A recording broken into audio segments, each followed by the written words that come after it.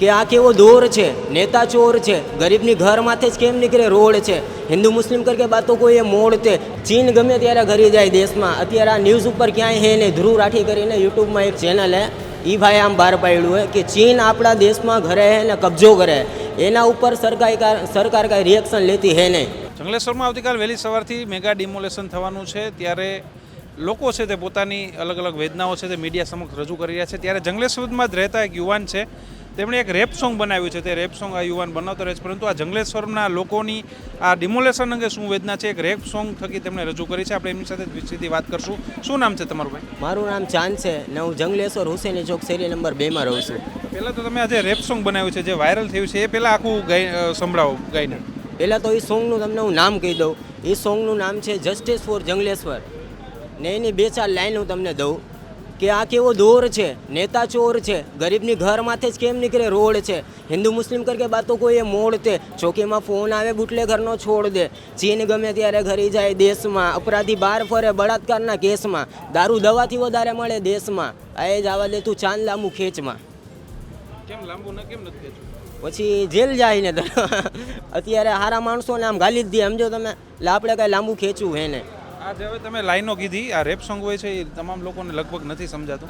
તમે એની આખી એક લાઈનનો મતલબ સમજાવો, શું કહેવા માંગો છો? હું એમાં એટલું જ કહેવા માંગુ કે આ કેવો દોર છે, નેતા ચોર છે, બધાને ખબર જ છે. ગરીબની ઘર માથે જ કેમ નીકળે રોડ છે. કોકની મોટી બિલ્ડિંગ પાડો ને કરોડો રૂપિયાની, અરબો ખરબોની, તો ખબર પડે. હિન્દુ મુસ્લિમ કરકે બાતો કોઈ મોડતે. આ એક હે ને વોટ લેવાની વસ્તુ હું જરિયો હે. હિન્દુ મુસ્લિમ કરો આપણે જ આવશી. ચોકીમાં ફોન આવે બુટલે ઘરનો, હવે એમાં કાંઈ બોલવા જેવું હે નહીં. એમાં આપણે કાંઈ બોલવું જ નથી. ચીન ગમે ત્યારે ઘરી જાય દેશમાં. અત્યારે આ ન્યૂઝ ઉપર ક્યાંય હે નહીં. ધ્રુવ રાઠી કરીને યુટ્યુબમાં એક ચેનલ હે, એ ભાઈ આમ બહાર પાડ્યું હે કે ચીન આપણા દેશમાં ઘરે હે ને કબજો કરે, એના ઉપર સરકાર કાંઈ રિએક્શન લેતી હે નહીં. તમે પણ જંગલેશ્વરમાં જ રહ્યો છો, કેટલા વર્ષોથી રહ્યો છો? હું જંગલેશ્વરમાં, મારો જન્મ જંગલેશ્વરનો અને મારા મમ્મી પપ્પા 30 થી 35 વર્ષથી જંગલેશ્વરમાં રહે છે. તમે જે ગીત રજૂ કર્યું આમ એ તો આમ તમારી કોને તમે જ લખ્યું છે? કોને? પોતે જ બધું લખું. હું 4 થી 5 વર્ષથી રેપ સોંગ જ બનાવું ને હું બધું મારી હાથે જ લખું ને યુટ્યુબ ફ્રી બીટમાંથી મ્યુઝિક ઉપાડું, પછી સ્ટુડિયોમાં 2-5 હજાર રૂપિયા દઈને પોતે જ મહેનત કરીને કામ કરું. સદગુરુ સોડા કોલ્ડ ડ્રિંક્સમાં નીલકંઠે જ દુકાને મારી જાતે જ મારા પૈસા એમાં નાખું ને હું પોતે જ લખું ને પોતે જ બનાવું. અત્યારે તમે આપણે વાત થઈ કલાક પછી અહીંયા આવ્યા, ક્યાં ગયા હતા?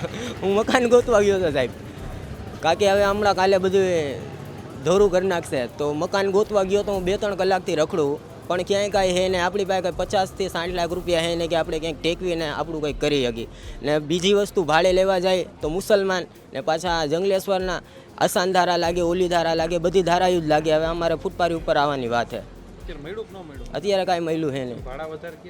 ભાડા તો અત્યારે ડબલ હે ભાઈ, ભાડા તો ડબલ વધારે જ છે અને પ્લસ આપતા જ નથી ક્યાંય. એટલે ખબર પડી કે અહીંયા ડિમોલેશન છે, મોટા ભાગના લોકોને ભાડે રહે એટલે વધારી દીધા. હા, એટલે જ વધારી દીધા એને આપતા જ નથી. પ્લસ પહેલી વસ્તુ તો આપતા જ નથી ને જે આપે હે ને એ આમ ડબલ ભાડા કરે, ત્રિબલ ભાડા કરે ને કોણ હો, ક્યાંથી આવ્યા હો, કેમ અમે આતંકવાદી ને પાકિસ્તાનથી આવ્યા, એવી રીતના પૂછે અમને બધું.